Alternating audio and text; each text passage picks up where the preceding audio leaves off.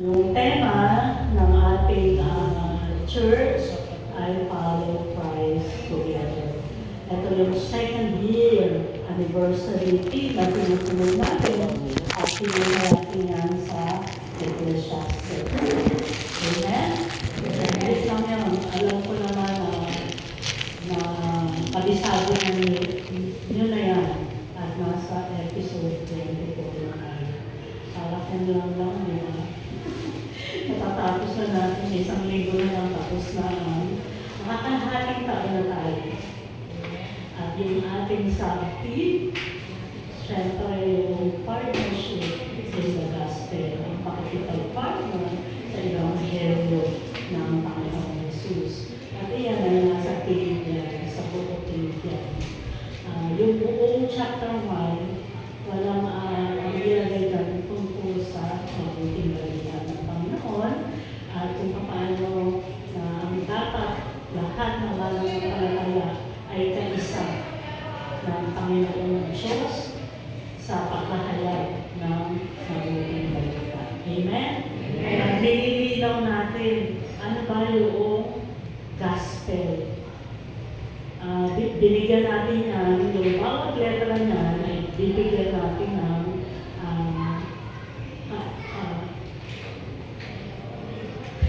hindi ko masabi sa Tagalog, hindi ko maisip.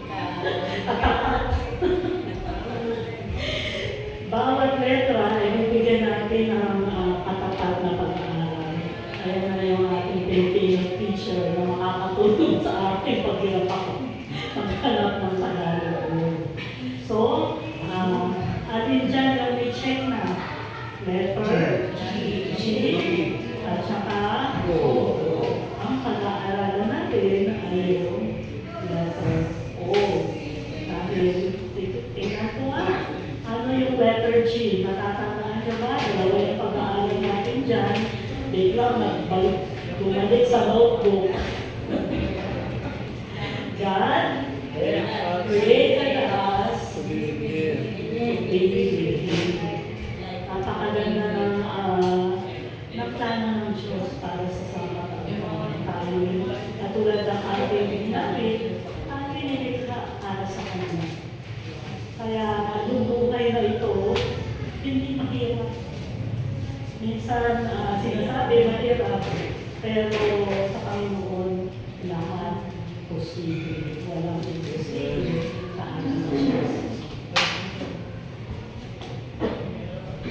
At para sa letter O, our sins separate us from God. Ang ating mga kasalanan ay naghihiwalay sa atin sa Diyos.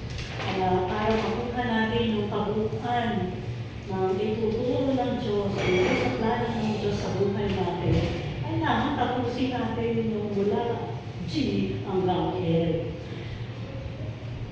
Kasi masyado siyang, hindi siya kayang ipaliwanag ng isang session lang. Kailangan malinaw sa atin yung gospel para alam natin yung saligan ng ating pananampalataya. Para alam natin ano ba yung pinaniniwalaan natin, ano ba yung tinuturo ng salita ng Diyos pagdating sa gospel. At ngayon, our sin separate us from God. Ang ating mga kasalanan ay naghihiwalay sa atin sa Diyos. Sino ba dito yung hindi nagkakasala? Meron ba? Baka si Gagdan, hindi pa. Si Yana, hindi na ako, ang bata ko na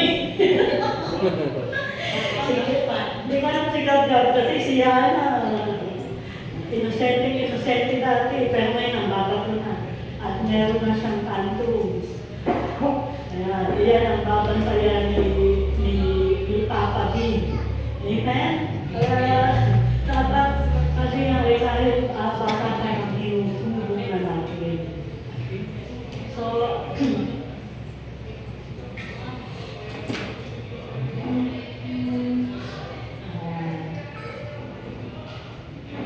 pag nagtuturo ako, madalas atake ang kaaway. Pero, aking ay may hirapan ako magsalita.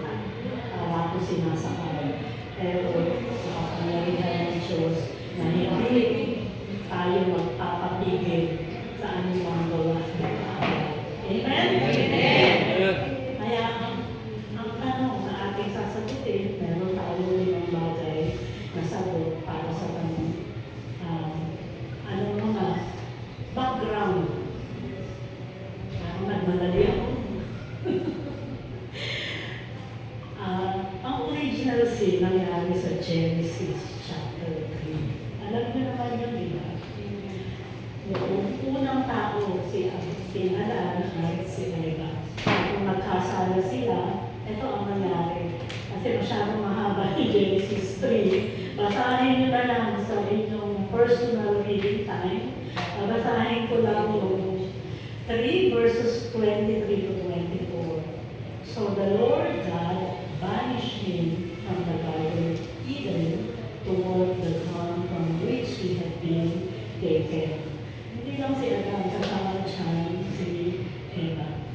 After he drove the man out, he placed on the east side of the Garden of Eden cherubim and a flaming sword flashing back and forth to guard the way to the tree. Makakanood na ba kayo ng pelikula na hinahanap yung puno na yan? Fountain of Life daw yan. Na talagang hinarangan niya ng Panginoon. Isinara yung direkhang paraiso para mabuhay ang tao. At sa Tagalog, basahin natin para mas maging malinaw sa lahat. Kaya pinalayas niya sa halamanan ng Eden ang tao upang magbuhay ng lupang kanyang pinagmulan. Pinalayas na siya ng Diyos at sa dakong silangan ng halamanan ng Eden ay naglagay ang Diyos ng bantay na karugin. Naglagay rin siya ng espadang naglilinas na umiikot sa lahat ng panig upang pinigil na lapitan ni naman ang punong kahoy ng buhay. Yan yung tree of life. Ito yung tree of good and evil. Amen? And sinasabi nila, kasi ang temptation o deception ng serpent o ng ahas ay na ay magiging katulad ka ng Diyos. Pag nakakain ng bunga, magiging katulad ka ng Diyos. Kaya dahil sa original sin na yan, nahiwalay ang tao sa kanyang Panginoon. Nahiwalay ang tao sa kanyang Diyos. At dadagdagan pa natin ng isang verse mula sa Isaiah 59:2. But your iniquities have separated you from your God. Your sins have hidden His face from you, so that He will not hear. Pag nagkakasala tayo, nagkakaroon ng harang papunta sa Diyos. Pag nasa kasalanan tayo, sabi, alayin mo siya, hindi naririnig ang ating panalangin, hindi naririnig ang ating mga daig. Kaya kung tatanungin ako, sinasagot ba ng Diyos lahat ng panalangin? Pinasagot. Talagang sagot, yes, no. Pinapakita lang niya dito na kahit narinig niya yung panalangin ng isang makasalanan, hindi niya yung iuulo. Hindi niya yung bibigyan ng tamang, sabi niya, yung kahilingan, hindi tutupayin ng Panginoon. Amen? Amen. At ito na yung ating title, at ito na yung katanungan na sinasabi ko na sasagutin na yung umaga. At ito na Lord, habang pinag-aaralan ko to, Lord, oo nga, sino ba naman kami? Kami direkhang lamang. Pero madalas, nagmamalaki tayo sa Diyos sa tuwing gumagawa tayo ng kasalanan. Ayaw na ka. Yan. Ang masasama ninyong gawa, ang dahilan ng pagkawalay ninyo sa Diyos. Nagkasala kayo, kaya hindi nyo siya nakita. Yung hindi natin maramdaman, yung pakiramdam natin, napakalayo ng Diyos. at hindi na kayo narinig. Pero hindi ibig sabihin na hindi nagpapatawad ng kasalanan ng Diyos. At sa ibang pag-aaral natin nun,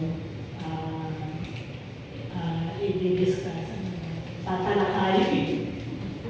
Sa ibang pag-aaral ngayon, ang tatalakayin lang natin ay iyon mo picture na ipinapakita ng binasa natin dalawang verses. Andyan yung tao, andyan yung kasalanan na naghiwalay sa atin sa Diyos at ang Diyos. At hindi ka makakatawid kahit na may superpower ka, kahit na lumipad ka, hindi mo malalapitan ang Diyos. Amen? Dahil naghiwalay. Iniwalay tayo ng Diyos dahil sa ating kasalanan. At pag hindi nabigyan ng pagpapatawad, ang kasalanan, ano ang babagsakan niya?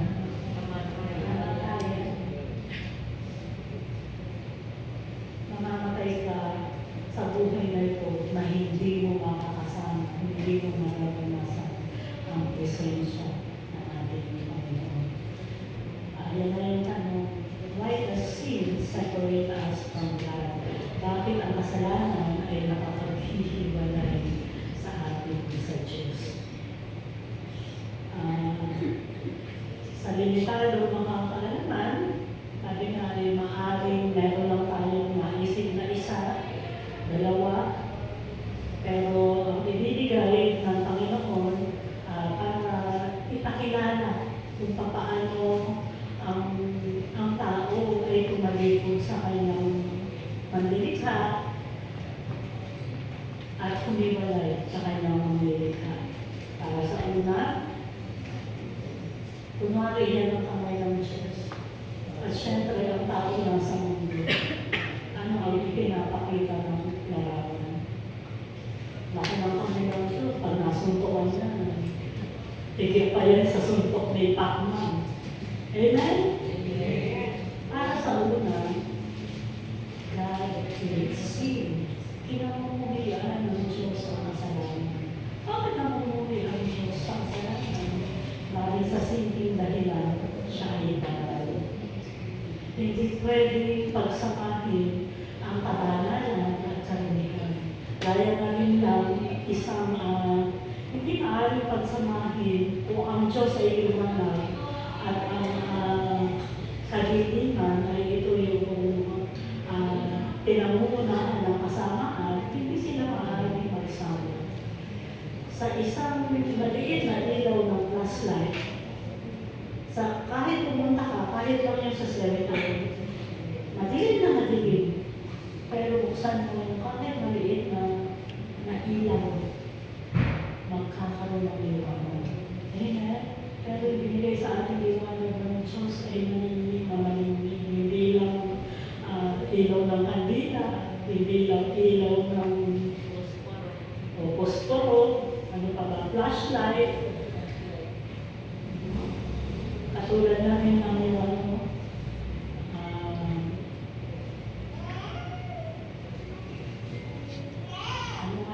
yung lumi sa tubig. Kahit anong halo mo dyan, hindi sila magsasama. Ano nga yung awit na ito? Baka isabi na ito. Subigat lang is. Subigat lang is. Salamat.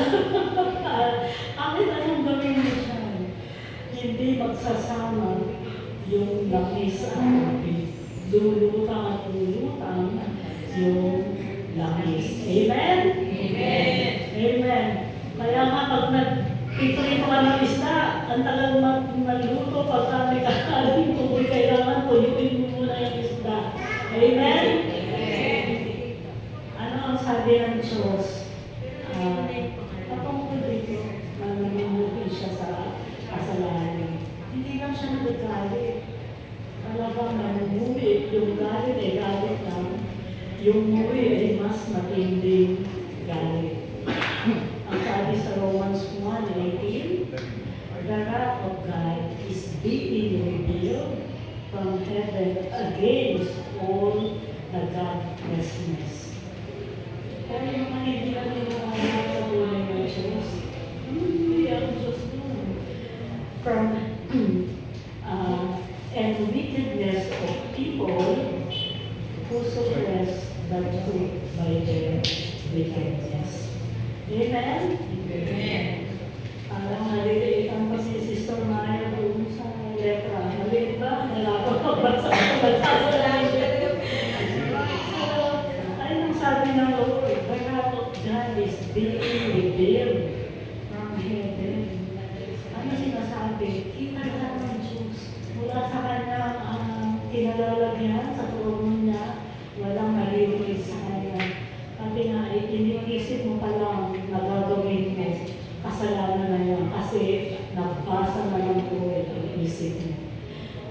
Sa Tagalog, nakayag mula sa langit ang puot ng Diyos laban sa lahat ng kalapastamanan at kasamaan ng tao dahil sa kanilang kasamaan na hinahanungan ang katotohanan. Kaya yung mga nagtuturo ng mali patungkol sa Diyos, ibang po ang mga lakas nila sa paghuhusga ng Panginoon. Kasi nakakarangan nila yung katotohanan patungkol sa Diyos, katotohanan patungkol sa banal na Espiritu, at katotohanan patungkol sa Panginoong Yesus. Kasi ang daming naniniwala na ang Panginoong Yesus, Yesu Cristo, ay hindi Diyos, hindi Panginoon. Siya ay tao lang, siya ay propeta, siya ay dakilang guru lamang. Amen? Amen. So yung unang-una, tandaan ninyo, isipin nyo pa lang kung merong urge and urge, yung pagnanais na pagtakpa ng mali o gumawa ng kasalanan, isipin mo, pag ginawa ko ito, mamumuli ang Diyos, magagalit ang Diyos. Amen? Kaya magkaroon ka ng alam mo na hindi ka nagagawa ng kasalanan kasi hindi ka maliwalan sa Diyos. Number 2, ano yan? Yan yung tablet stones na sinulatan ng Diyos sa pamagitan ni Moses. Pag tayo nagkakasala, sin transgresses God's law. Ang kasalanan ay paglabag sa batas ng Diyos. Binigyan tayo ng batas, nagsimula sa 10 utos para maging gabay kung ano ang ayaw ng Diyos na ginagawa ng tao. Pero bukod sa 10 na yan, marami pang nakatala sa Biblia na mga utos ang Panginoon. At ito yung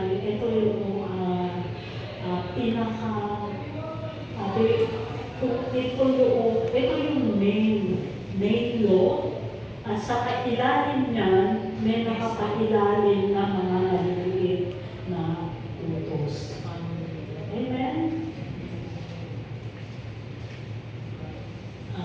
Sabi sa 1 John, chapter 3, verse 4, everyone who sins breaks the law. In fact, sin is lawlessness. Malinaw, di ba? Pag hindi ka sumunod, malalabog mo ang utos. At ang paglabag sa utos ay lawless, kasalanan. Kaya nga pag ikaw ay sino, ikaw ay lawless. Kasi hindi ka tumutungtong sa batas ng Diyos. Hindi mo ginagawa yung pautusan ng Diyos. Ano ang unang utos? Sambahin mo ang Diyos na higit sa lahat. Pag hindi mo yan nagagawa, hindi na tuwing linggo ang pagsamba sa Diyos. Araw-araw, dapat sumasamba tayo sa Diyos. Hindi natin sinisimulan ang araw na hindi natin nakatagpo ang Diyos. Hindi natin kinausap ang Diyos. Hindi tayo mag-aral ng salita ng Diyos. Kasi kailangan pamilya tayo sa lahat ng isinulat ng Diyos na batas na pinasusunod sa atin. Sa Tagalog, ang bawat pagkakasala ay lumalabag sa kautusan ng Diyos sapagkat ang kasalanan ay paglabag sa kautusan. Sa harap ng Diyos, lahat ng kasalanan ay kasalanan. Walang malaki, walang maliit. Dahil pag gumawa tayo ng kasalanan, ang nilabag natin ay Diyos. Sa ibang pag-aaral ko yun, binanggit ko na, iyan ay nakasulat sa James chapter 2, verse 10. Dahil yung nagsulat ng batas, siya ang nilabag mo. Kahit sa 10, isa lang ang nalabag mo, lahat na yung guilty ka. Kasi ang lahat ng yun, ang Diyos ang nagsulat. At ang pinagkasalanan mo, ay yung nagsulat ng batas. Amen? Amen. Number 2. Ayan ang number 2. Napakahirap na sundin. Di ba? Sabi nga, minsan, tinetest ko yung aking sarili. Sa isang buong linggo, masusunod ko ba na talagang wala akong nagawang kasalanan? Uupo ka at sisiyasatin mo yung sarili. Ilang beses na hindi ko sinamba ang Diyos. Kasi sabi ko, araw-araw. Kasi ang unang ito, worship the Lord your God. Kaya talagang kahit nahihirapan ako, yung devotion ko na isinishare ko sa inyo, yung pamamaraan ko, na talagang sasamba ako sa Diyos. Kahit wala akong tulog, kasi sabi ko nga, nahihirapan ako matulog. Mapalad na yung 4 hours na tulog. Pero sabi ng doktor, dapat daw at least 6. Pero sabi ko, basta quality sleep, ay okay na. Kaya pag nag-aalarm na yung aking cellphone, minsan para safe, mag-aalarm ako ng alas 5, mag-aalarm ako ng 5:30 para aabot ng 6 a.m. Amen? Pero minsan, namalat na yung cellphone ka-aalarm. Kaya pag late ako, ibig sabihin, lumagpas ako sa tulog, hindi ko naibangon yung aking sarili para mag-devotion sa Lord. Amen? Amen. Ano yan? Pahilang ba kayo dyan? Napanood nyo ba yung yung 10 commandments kasama yan. Diba? Dinadala ang Israelita papunta sa lupang pangako. Pinutusan ng Lord si Moises na umakyat sa bundok ng Horeb para kumain yung dalawang tablet, stone tablet. Para doon, yun na, yung 10 utos. Pero anong ginawa ng mga tao? Umalis lang si Moises, nakaisip na silang gumawa ng kasalanan. At yung golden calf na yan, sinamba nila. Medyo natagalan si Moses. Kasi matagal gawin, nag-ipon-ipon pa sila ng gold. Matagal gawin para mahubog nila. Tatanggalin pa yan, isasalang sa apoy. Pero ang nasa isip nila, gumawa sila ng imahe na inihahalin tulad sa Diyos. Hindi tupa ang Panginoon. Amen? Pero pinili nila na sumamba sa imahe ng Panginoon.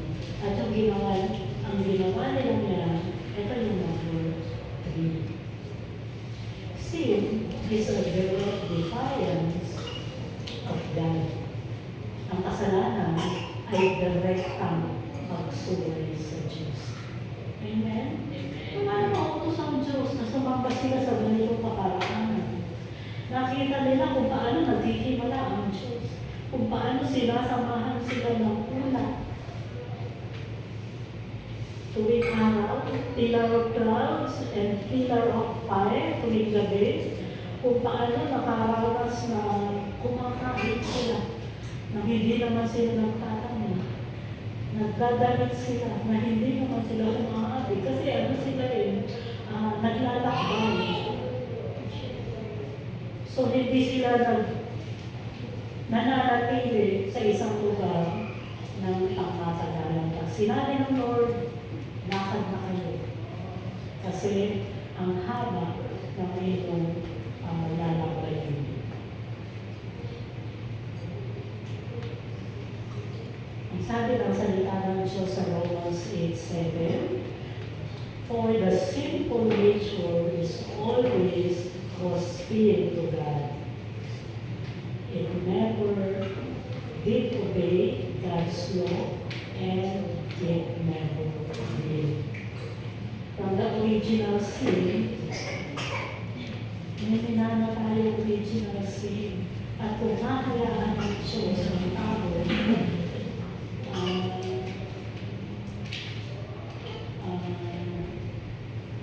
si Inang Maria Maria nagsasabi, ikaw, hostil ka. Hindi ko alam kung hostil ay spinal vein. Sutil. Sounds like, o diba? Sounds like. Pagka, halimbawa, hindi ka masaway. O, sutil ka. Hindi ko alam. Pero ako naman hindi nasabihan ni Lola na sutil. Pero may alam ako na nasabihan na sutil. Ikaw ba yun? Sister Tess?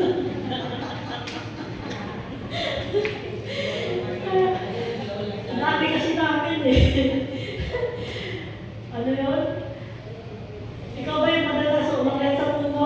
Nakay dito? Kasi dinapawalan silang umakyat doon kasi mahuhulog.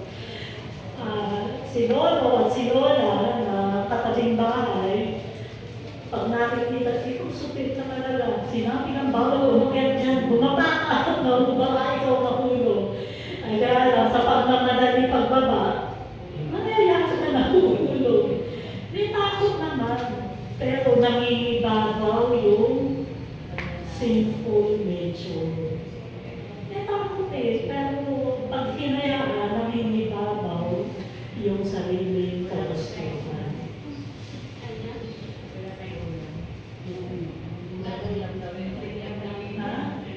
Kasi ang sabi ng Diyos, yung kanyang utos, susundin mo yan araw-araw.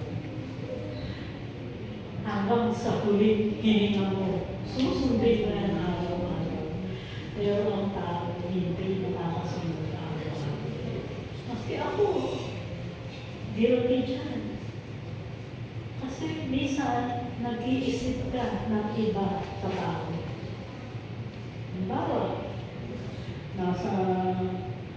nasa meeting ako. Ay syempre, makabigatin yung kaharap mo.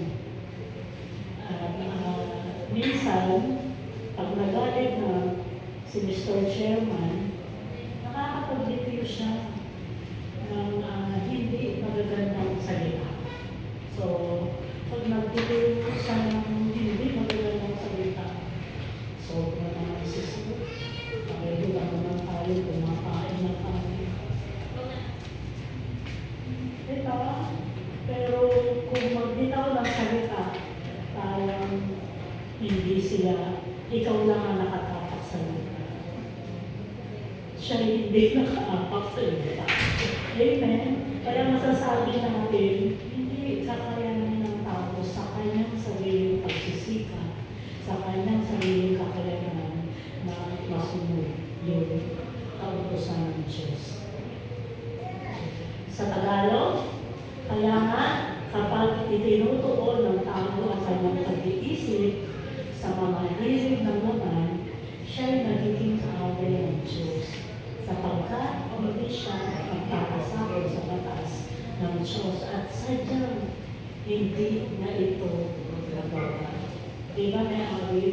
gusto kong lumait, pero hindi ko magawa.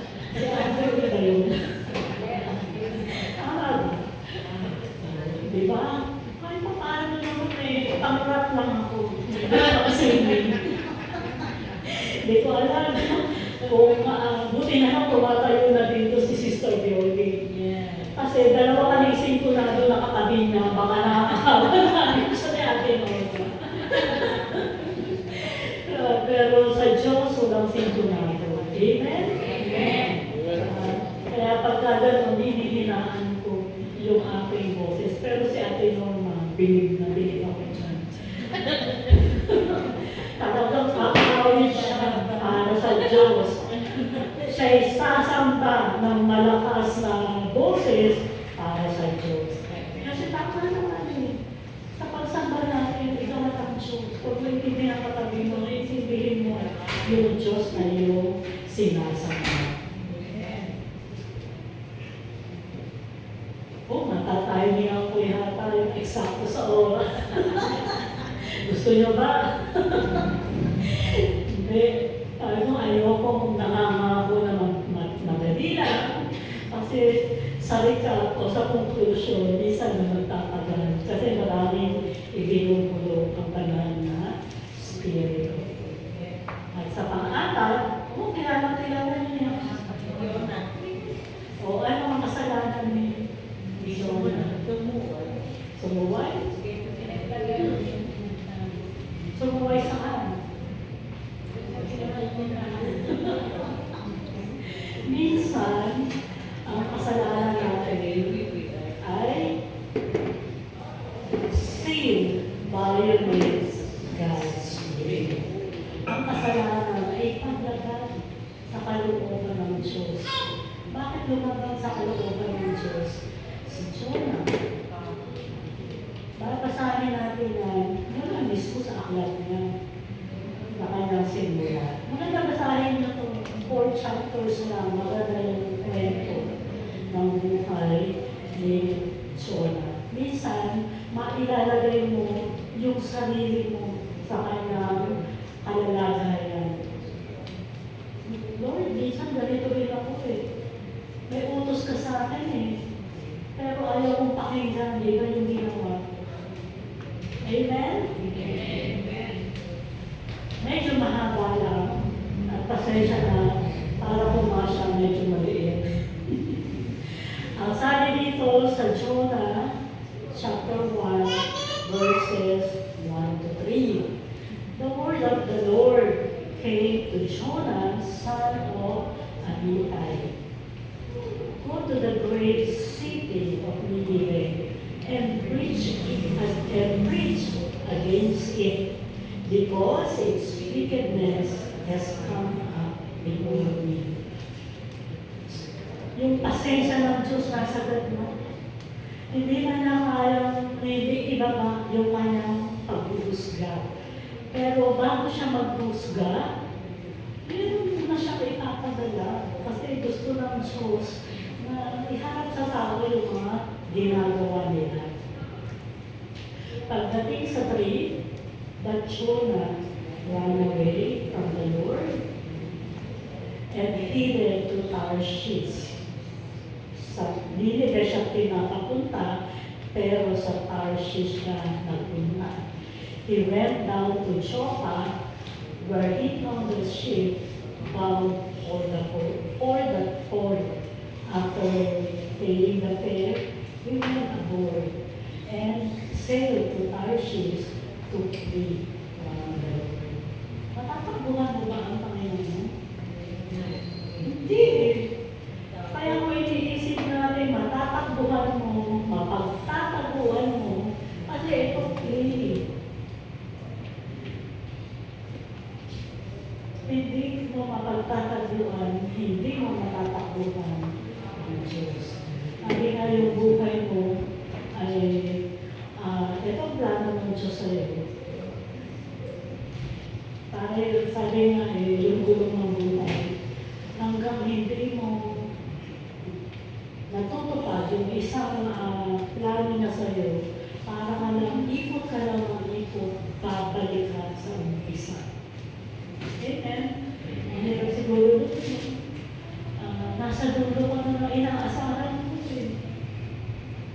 nakikita mo na sa dulo yung pinapangarap mo. Pero pagdating doon, hindi yan para sa'yo. Ibabagsak ka ng doon. Balik ka na naman sa step 1. Asahin mo natin sa Tagalog. Ang aklat na ito ay naglalaman ng mensahe ni Yahweh sa pamamagitan ni Jonas. Jonas na lang din, na anak ni Amitay. Isang araw, sinabi sa kanya ni Yahweh, pumunta ka sa Nineveh, sa isang malaking lungsod, at sabihin mo sa mga taga-roon na umabot na sa aking kaalaman ang kanilang kasalanan. Sa halip na sumunod, ipinasya ni Jonas na takasan si Yahweh. Nagtungo siya sa Joppa at doon nakatagpo ng isang barko patungong Tarsis. Pagkatapos na magbayad ng pamasahe, sumakay siya sa barko upang maglakbay kasama ng ibang mga pasahero patungong Tarsis. Sa ganitong paraan ay inakala na yan makakatakas siya kay Yahweh. Amen. Anong nangyari? Nakatakas ba siya? Hindi. Nagpadala ng bagyo. Tempest kasi pag tempest, matinding unos. Malakas na bagyo, maunos yung dilubyo. O dilubyo daw. Malakas yung unos, ibig sabihin, yung alon siguro ay parang tsunami.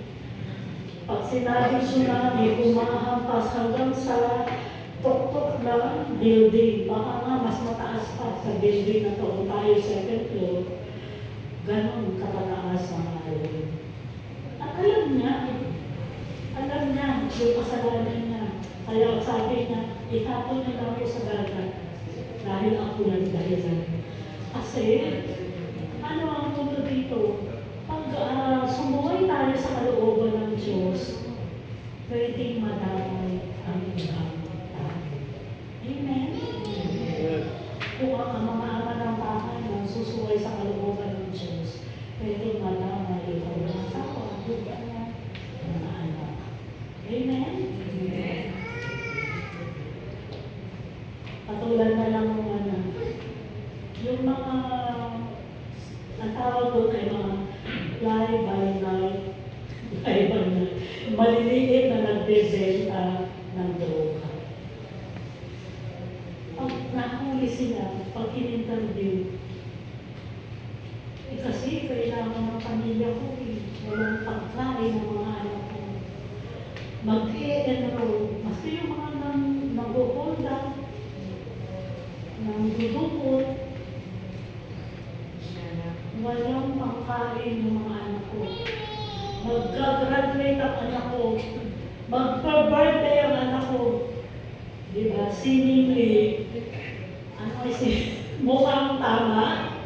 Mukhang tama ang intensyon, pero mali ang akal. Amen? Yung mali hindi magiging tama kay Lord. Mali at mali. Makakating mo ba na nagbenta ka, nakakain ang anak mo, pero ang daming buhay na naligaw dahil sa pagsigaw. Ay, yung mga nagdodroga, ang ginagawa, kumakain, nagkanakaw rin para makabili ng droga. So, yung pagsuway sa kalooban ng Diyos, at kakanin mo, hindi lang ikaw pwedeng madamay ang mga mahal mo sa buhay. Katulad ng nangyari kay Jonas. Lumabog na yung barko nila at marami siyang sakay. Kung hindi siya itinapon at nagmatigas siya, kasama niyang mamamatay yung mga sakay rin. Amen? Kaya siya na namamalo ng malaking isla. Amen? Amen. Kaya mahalaga, hindi natin sisiyan sa atin yung mula mo na hanggang pangatlo, sisiyasatin natin. Lagi tayong magpapasaliksik sa mga spirito. Kasi siya yung magpapaalala sa iyo eh. Iisipin mo ka na, ay hindi ko Lord, hindi ko po gagawin. Dahil ayoko po magkasala sa iyo. Ayoko po magalit ka. Ayoko po masumay ka. Ayoko po violate. Malabag yung utos mo. Maligyan mo kita wala ako pagtagana. Diba? Kaya, bawat isa sa atin may responsibilidad patungkol natin na to each his own. Sabi na matatanda, buntot mo, hila mo. Tama ba? Buntot mo, hila mo. Hindi eh. Sa sarili mo, pero kung ikaw ay nanay, ikaw ay tatay, ikaw ay lola, ikaw ay nakakatanda, makakapagligaw ka ng marami. Amen? Pwede mo rin madala sa pagkakasala yung ibang tao. Kaya nga isang kailangan ko lang talagang manood ng news. Yung mga pinag-aakalan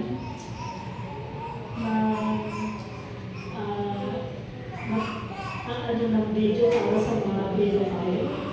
Mga 2, 3, 4 na taon para pagkubarin lang yung mga bata. At iniisip ng bata, tama yung kanilang ginagawa. Kasi sabi ni mga para magkapera kami. Amen? Ligaw na yung bata ngayon. Nakakalungkot lang na gano'n na ang kayang gawin ng tao pagdating sa pagkakasala. At yung number 4,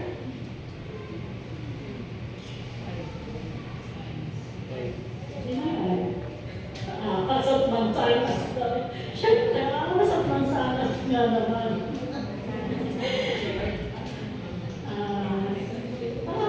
Iyan yung tempter.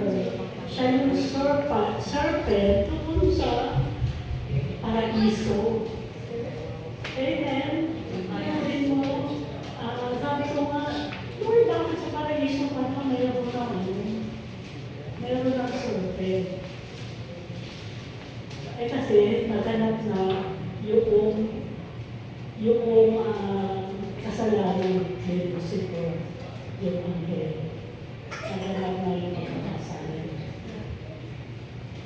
At ito rin, ipinapakita na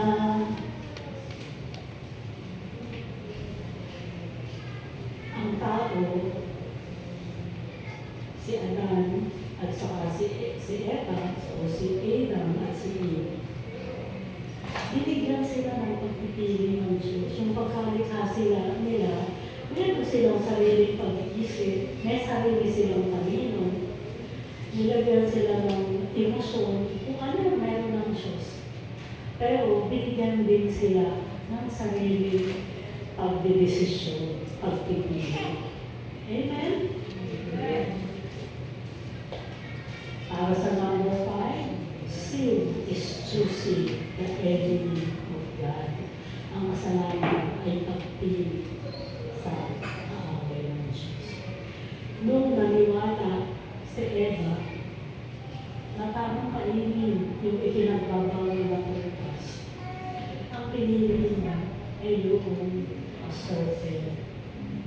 Ang pinag-aaralan ko yan, kasi pag sinabing si Satan, Devil, Diablo, ano pa talaga ang itsura ng demonyo ni Satan? Si Lucifer, alam natin na angel siya. Angel siya na ginusto niya na higitan o maging kapantay ang Diyos. Walang magiging kapantay ang Diyos. Kahit anong pilit, kahit ng mga espiritual na nilikha ng Panginoon, hindi nila maaabot ang Diyos.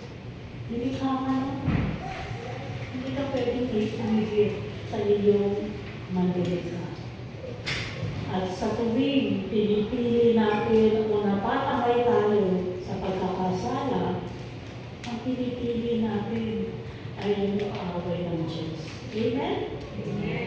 At pag pinili natin yung kaaway ng Diyos, siya ang ginagawa natin Diyos. Kasi yung Diyos mo ay kung sino yung sinusunod. Amen? Kaya nga sa panahon doon sa mga bansa na ang tawag ng mga royalties, ang tawag din sa kanila ay Lord. Dahil sila yung pinuno na nasasakupan nila. Kung merong king, queen, at may mga nasa kailalim, ang tawag sa kanila minsan pag binabati, Your Highness, minsan Lord. Amen. Pag yun na yung mali ang palakad at iyon ang sinusunod, ang Diyos nila ay si Satan. Amen? Kasi Lucifer ang pangalan ng anghel siya. Pero, noong itinato na siya ng Diyos, hindi na siya Lucifer. Amen? Tinawag na siyang Satan. May isang verse ang tawag sa kanya, Beelzebub. At minsan, yung generic name na ay demonyo. At alam nyo, si Lucifer, hindi siya mag-isa. May kasama siyang mga anghel na nataliwala niya.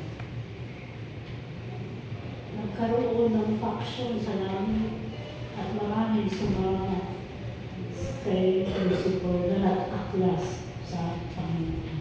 Amen? Amen.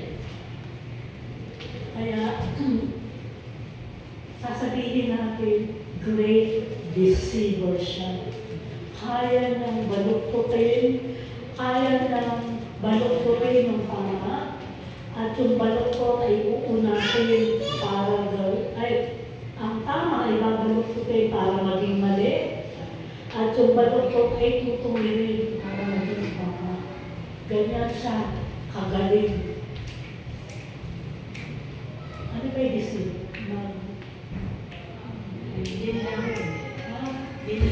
Manggil lang. Manloko. Ganon siya kagaling. At sa mundo na to, nagkalat ang mga napakagandang mga pananalita na maiingan ng sumama. Amen? Amen.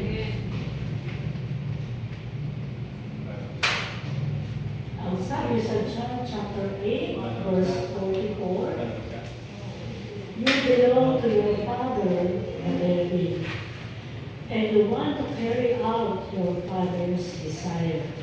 He was a murderer from the beginning, not holding to the truth, for there is no truth in him. When he lies, he speaks in his native language, for he is a liar and the father of lies. Hindi na inihaharap sa atin ng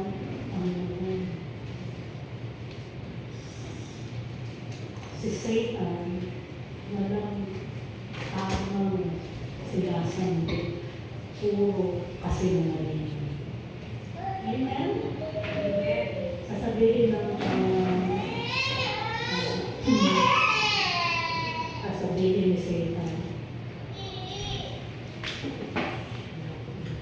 okay lang, mag-okay ka kahit hindi. Okay lang, mag-okay ka, pandagdag yun. Tapos, sasabihin pa na, mag-tatiles ka na, mag-over ka naman sa work, mula sa overtime pay mo. Tama ba yun? Yun yung example na kung paano ang mali ay yung baluktot, inuunan na mukhang tama, na mukhang pwede, pero hindi. Amen? Amen. Si Ate Tita, matagal-tagal din yun, bago siya nag-desisyon na pag-linggo sarado ang tindahan na. Amen? Kasi alam na, yung Linggo, gusto niya ibigay sa Lord. At yun naman pagpapala mula Lunes hanggang Sabado, lagi namang meron. Lagi namang sumusobra. Kasi yung kikitain niya na dapat pang Linggo, ibinibigay na ng Lord mula Lunes hanggang Sabado. Amen? Amen. Si Ate Tessie ba, nagtitinda ka ba natin pag Linggo nung magsimula ka o pinatupag mo na yun? Kaya naman nalalamasan na kung material na bagay lang, pala ibigay ng Diyos. Sabi nga, kung ang rason mo para hindi sumamba ay yung related sa material na bagay, ang isipin mo, unahin mo lagi yung Diyos. Pero kung ang rason mo, sabi nga, life and death situation, pwede mo magpaano ko sa Diyos. Lord, kailangan ko kung galing sa akin. Kasi ilang beses lang ako hindi sumamba ng Linggo. Una, dinala sa ospital si anak. Ayong una pala, nag-request. Gusto niya kumain ng mama. Naisip ko tuloy na pag ang matatanda na hinihilig na napagkain, sabi nila parang nalalapit na lang. Dinala namin sa hapchan. Marami naman talaga kumain. Pero nung sumunod na linggo naman, ayun na, pinasok na sa ospital. At doon na, ayun na yung pagmamaalam na. Pero wait mo, sabi ko ngayon, Lord, gusto lamang na makipag-birthday sa akin ni Ate Vivian. Kami dalawa natawa nga ako kasi ang lakas kumain. Para din lang yung mga kwento-kwento, hindi sakit ang lakas ng kumain. Hindi naman palaging totoo. Pag yung mga may sakit na lakas kumain, nalalapit na rin yung sa kukay. Amen. Hindi naman palaging totoo. Maaari nagkataon na. Kaya tandaan natin si Satan, nagbubulong niya palagi. At ang purpose niya, sirain ang relasyon niyo sa Diyos. Amen? Ilan lang ang purpose niya? Sirain ang relasyon mo sa Diyos. Kasi pag sira ang relasyon mo sa Diyos, sira ang buhay mo. Amen? Kaya ang purpose niya ay magnakaw, pumatay, manira, magwasak. Yan ang purpose niya. Na mukhang okay, mukhang tama naman na maging masaya ka sa buhay mo, pero kung ang pagiging saya mo magdadala sa iyo sa kasalanan, no yan pagdating sa Lord. Kasi pag sinunod mo yung hilig na naman, sabi na dito, you belong to your father, the devil. Amen? Ang pala ay si Satanas. Pag sinusunod mo palagi yung sarili mong laya, sarili mo, yung lahat ng taliwas sa gusto ng Diyos. Ikaw ay pwede na tawagin anak ng demonyo.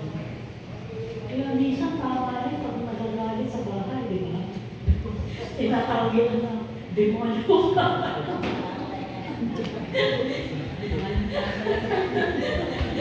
O, hindi ko na sinulong yun, ha? Sino sa isang panahon ng buhay na tinatawag niyo yung anak niyo na demonyo? Ha? Tapos yung mga PI, ano tawag mo yung PI? Kaya minsan pag narinig ko yung mga bata, bakit? Ito ba ang nanay mo? Hindi. Ano mo ka magsasabi ng PI? Amen? Kasi pag nagsabi yung bata ng PI,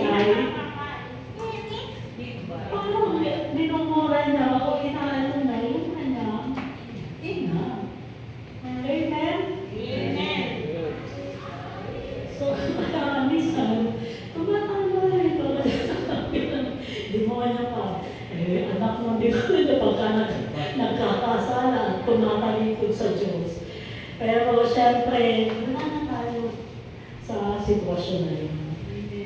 Tayo mga anak na ng Diyos. Basahin natin yung Tagalog. Ang Diablo ang inyong ama. So yun, exclamation point dyan. Ang Diablo ang inyong ama. At ang gusto ninyong gawin, eh kung ano ang gusto niya. Sa simula pa lang ay namamatay tao na siya. Hindi siya lumapanig sa katotohanan kailanman sapagkat walang kuwang sa kanya ang katotohanan. Kapag nagsasalita siya ng kasinungalingan, nagsasalita siya ayon sa kanyang kalikasan sapagkat siya ay sinungaling at siya ang ama ng kasinungalingan. Ano yung kasalanan na madalas natin gawin? Sinungalingan. Na parang napakadali lang. Parang napakadali lang na pagsinungaling. Pero sa kabila nun, pag nagsinungaling ka, ikaw ay anak ng anumang kasinungalingan. Amen? Kaya na natin, bantayan natin ang ating sarili. Kasi iyan lahat ang dahilan yung mga bagay kung bakit nahihiwalay tayo sa ating Diyos.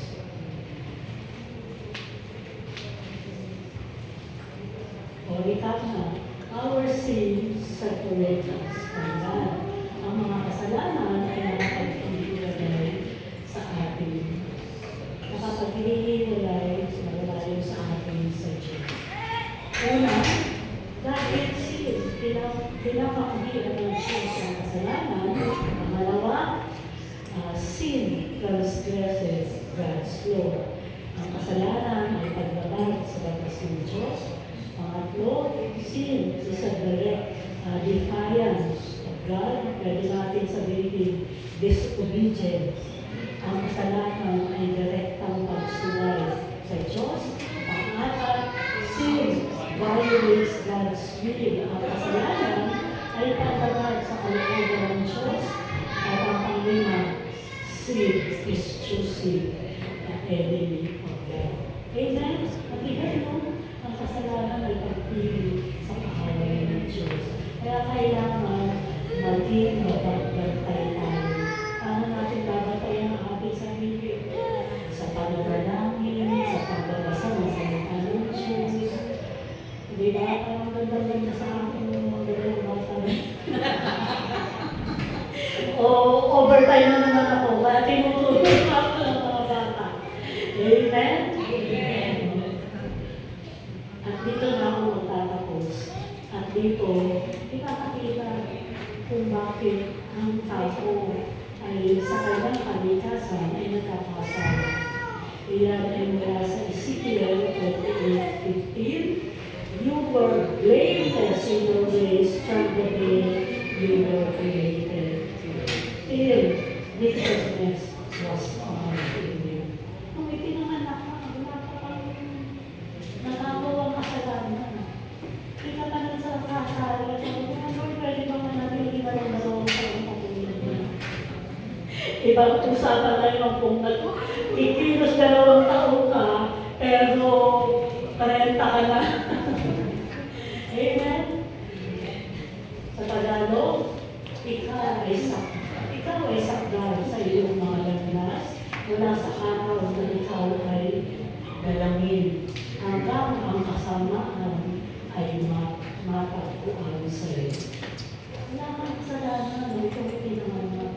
Pero pinamanahan tayo nung nature, yung sinful nature, yung kalikasan na magkasala dahil sa maling pagpili ng mga unang tao na nagkakaroon ng Diyos. Amen?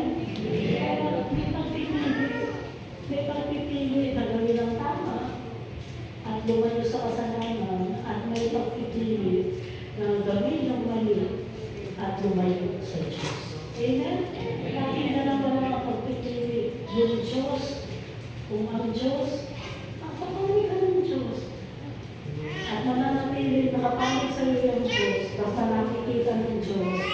si Kristo sa buhay mo at yung katwiran na nanggagaling sa Panginoon Jesus. Pero yung sa kabila, minsan parang magnet yung hinihila yung simple nature mo. Ito yung simple nature mo na parang magnet, hinihigop ka. Pero sabi ng, ano salita ng Diyos? Flee from evil. Layuan mo yung kasamaan at ang kasamaan ay lalayo sa'yo. Ito ang kahinaan mo ay yung pagpunta sa mall, tapos hindi mo nakokontrol ang sarili mo na yung pang-video kung hawak mong pera ay gagastusin mo na sana'y pang-bili ng bigas. Kung ka pupunta sa mall, nadala mo yung pang-bili ng bigas. Amen? Amen. Diba? Kasi minsan, naisip ko, mura lang naman ito, 100 lang sale. Pero, mura sale, naubos mo na pala yung hawak mong 500 na panggastos mo sa isang buong linggo. Amen? Lagi namin mag-ingat. Huwag tayo magpamagnet doon sa kasalanan na pilit na inutuha tayo. Amen? Amen. Palakpakan natin ang Lord.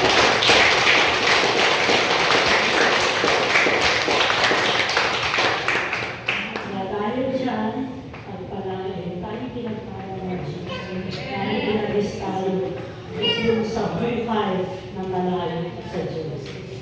Hindi po, tayo ay dadako sa aklat